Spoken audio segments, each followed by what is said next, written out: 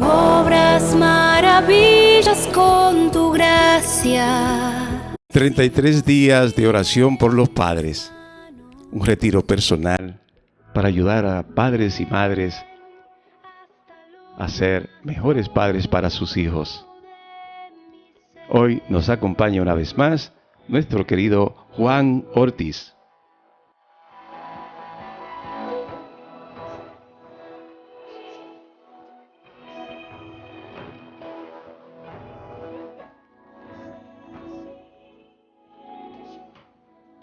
Muy buenas tardes, mis queridos radio creyentes de María Evangelizadora Radio, un pedacito de cielo en tu hogar. Llegamos al 10º día hoy, día importante en el cual hay un mensaje poderoso, como dice nuestro querido José Polanco, un mensaje lleno de fuerza, lleno de amor, lleno de preparación y dejando que el Espíritu Santo pues pueda entrar en cada hogar y transformarnos, porque esta enseñanza de hoy, que tiene como título, el lema de hoy es: conoceré si mi hogar es un lugar donde mis hijos pueden ser libres. Vamos a iniciar con una lectura de la Epístola a los Gálatas, capítulo 5, versículo 1. Para ser libres, nos libertó Cristo. Con esta Epístola a los Gálatas iniciamos hoy este 10º encuentro, hablando un poco sobre la libertad en el hogar. Muchos ya saben que la libertad no es igual al libertinaje. Ya es un concepto que la mayoría conocemos. En este momento les tengo aquí un gran regalo de parte del Catecismo de la Iglesia. Ustedes saben que el Catecismo de la Iglesia se divide en el credo. El credo a su vez en 3 partes: creo en Dios Padre, creo en Dios Hijo y creo en el Espíritu Santo. Esta parte, que es la tercera parte del credo, que es el Espíritu Santo, del artículo 3 del credo, vamos a hablar sobre la libertad humana en la economía de la salvación. Perdón, no es del artículo 3. Dice así: la libertad humana en la economía de la salvación. Libertad y pecado. La libertad del hombre es finita y falible. De hecho, el hombre erró, libremente pecó. Al rechazar el proyecto del amor de Dios, se engañó a sí mismo y se hizo esclavo del pecado. Esta primera alienación engendró una multitud de alienaciones. La historia de la humanidad, desde sus orígenes, atestigua desgracias y opresiones nacidas del corazón del hombre a consecuencia de un mal uso de la libertad. Amenazas para la libertad. El ejercicio de la libertad no implica el derecho a decir y hacer cualquier cosa. Es falso concebir al hombre sujeto de esa libertad como un individuo autosuficiente que busca la satisfacción de su interés propio en el goce de los bienes. La Congregación para la Doctrina de la Fe, en la encíclica Libertatis Conscientia, por otra parte, las condiciones de orden económico y social, político y cultural requeridas para un justo ejercicio de la libertad son con demasiada frecuencia desconocidas y violadas. Estas situaciones de ceguera y de injusticia gravan la vida moral y colocan tanto a los fuertes como a los débiles en la tentación de pecar contra la caridad. Al apartarse de la ley moral, el hombre atenta contra su propia libertad. Se encadena a sí mismo, rompe la fraternidad con sus semejantes y se rebela contra la verdad divina. Liberación y salvación. Por su cruz gloriosa, Cristo obtuvo la salvación para todos los hombres. Los rescató del pecado que los tenía sometidos a la esclavitud. Para ser libres, nos libertó Cristo. En Él participamos de la verdad que nos hace libres. El Espíritu Santo nos ha sido dado y, como enseña el apóstol, Donde está el Espíritu, allí está la libertad. Eso lo dice en 2 de Corintios, capítulo 3, versículo 17.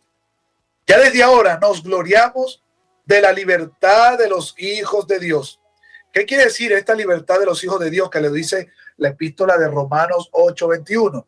Pues que la libertad de los hijos de Dios no es yo hacer lo que me da la gana, sino que el Espíritu Santo nos concede la gracia de poder actuar según la voluntad de Dios. Continúo. La libertad y la gracia. La gracia de Cristo no se opone de ninguna manera a nuestra libertad cuando ésta corresponde al sentido de la verdad y del bien que Dios ha puesto en el corazón del hombre.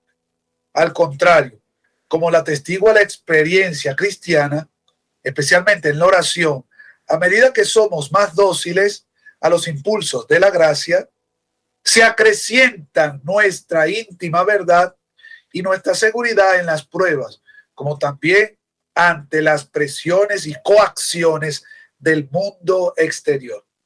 Por el trabajo de la gracia, el Espíritu Santo nos educa en la libertad espiritual para hacer de nosotros colaboradores libres de su obra en la iglesia y en el mundo.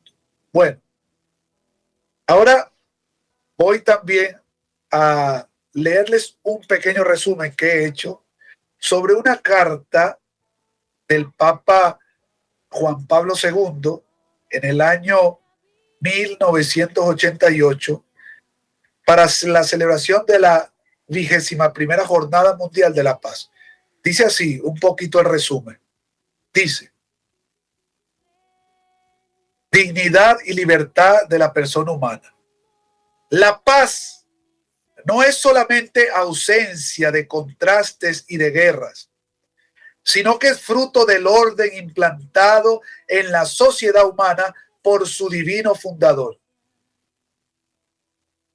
La paz es obra de la justicia y por tanto requiere el respeto de los derechos y el cumplimiento de los deberes propios de cada hombre. Existe un vínculo intrínseco entre las exigencias de la justicia, de la verdad y de la paz.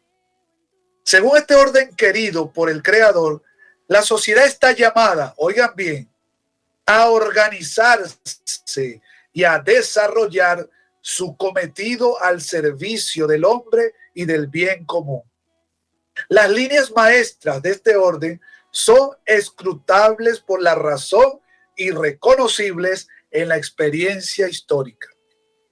El desarrollo actual de las ciencias sociales ha enriquecido la conciencia que la humanidad tiene de ello, a pesar de todas las desviaciones ideológicas y de los conflictos que a veces parecen ofuscarla. Por esto, la Iglesia Católica, mientras quiere realizar con fidelidad su misión de anunciar la salvación que viene solamente de Cristo, se dirige a cada hombre sin distinción y lo invita a reconocer las leyes del orden natural que gobiernan la convivencia humana y determinan las condiciones de paz. La libertad es la prerrogativa más noble del hombre. Desde las opciones más íntimas, cada persona debe poder expresarse en un acto de determinación consciente, inspirado por su propia conciencia. Sin libertad, los actos humanos quedan vacíos de contenido y desprovistos de valor. La libertad de la que el hombre fue dotado por el Creador es la capacidad que recibe permanentemente de buscar la verdad con la inteligencia y de seguir con el corazón el bien al que naturalmente aspira, sin ser sometido a ningún tipo de presiones, constricciones y violencias.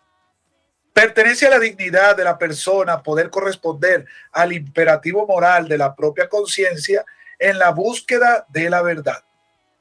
Y la verdad, como ha subrayado el Concilio Ecuménico Vaticano II, porque debe buscarse de modo apropiado a la dignidad de la persona humana y su naturaleza social. Esto fue un pequeño resumen de este gran mensaje del Papa Juan Pablo II el 1 de enero de 1988. Ahora bien, es importante para que en nuestro hogar haya una comunicación y la libertad. Es importante que en nuestro hogar haya un ambiente donde el neurotismo no sea el que reine. ¿A qué me refiero al neurotismo?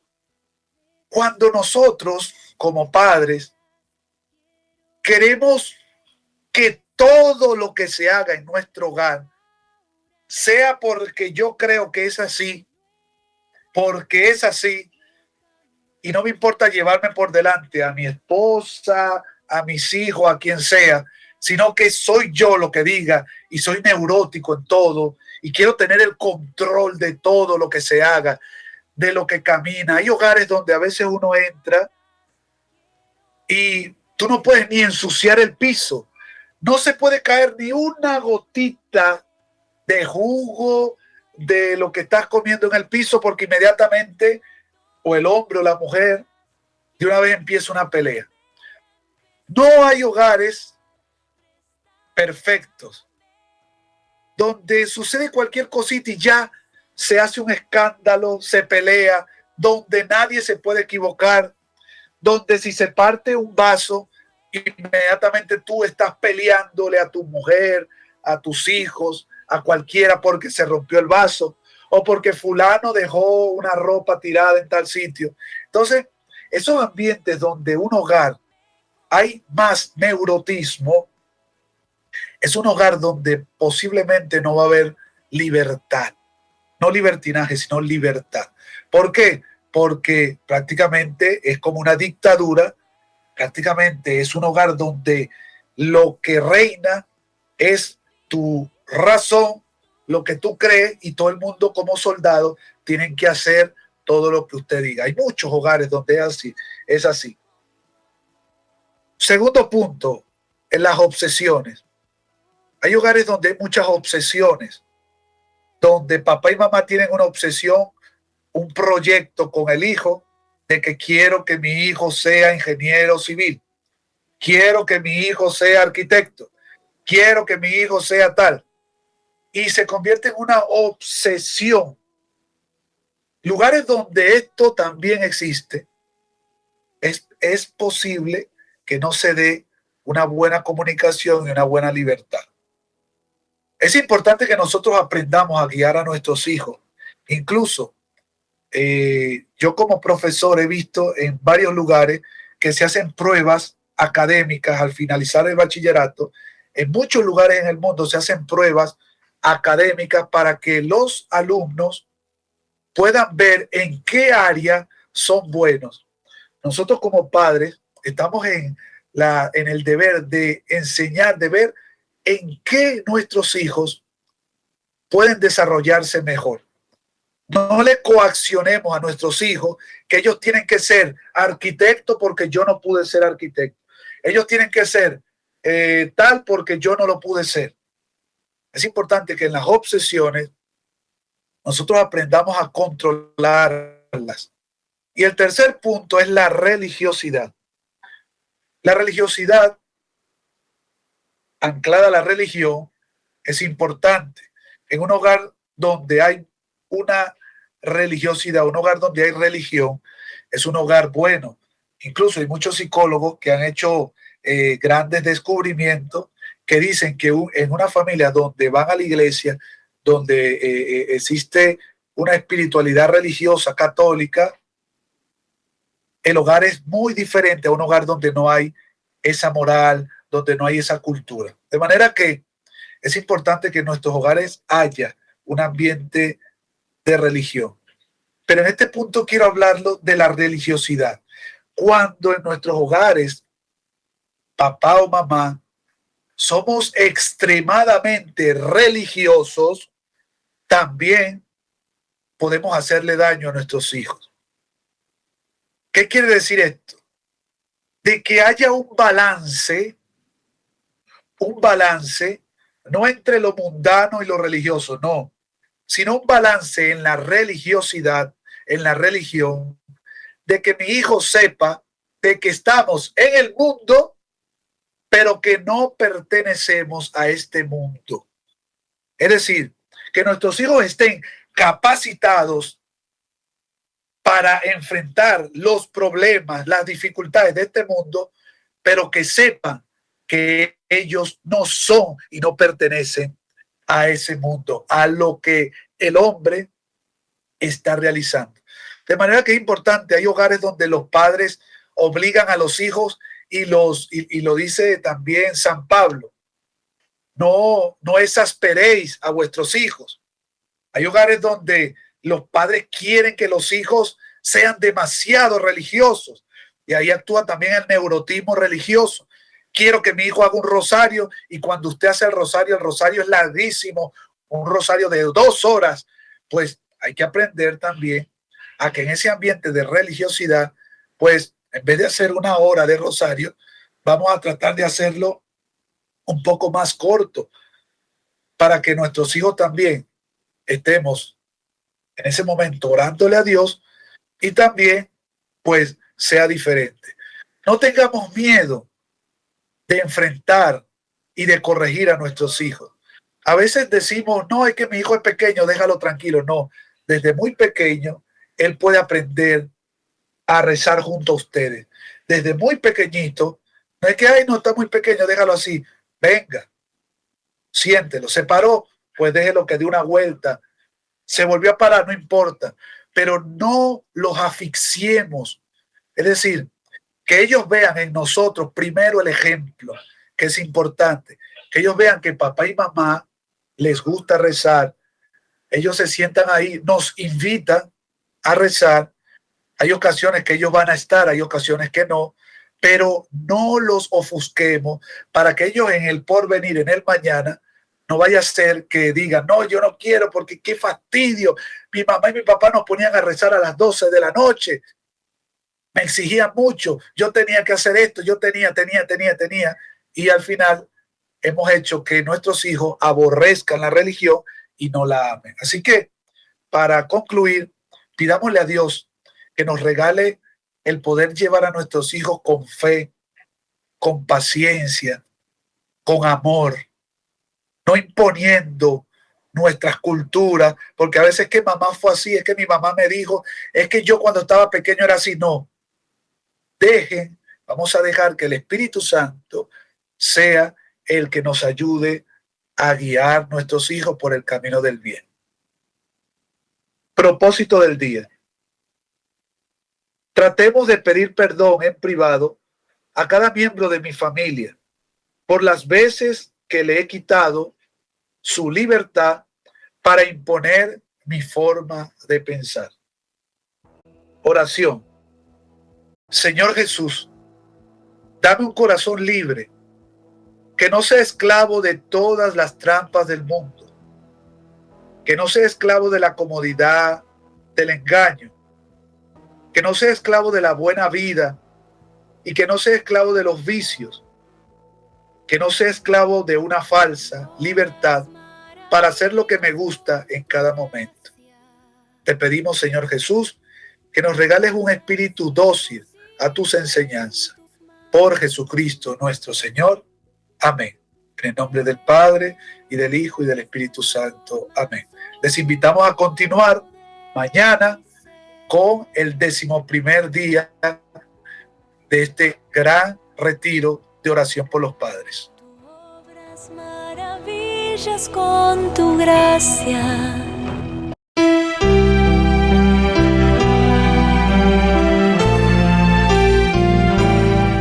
María Evangelizadora Radio, una emisora 100% católica y llega a ti como un pedacito de cielo en tu hogar.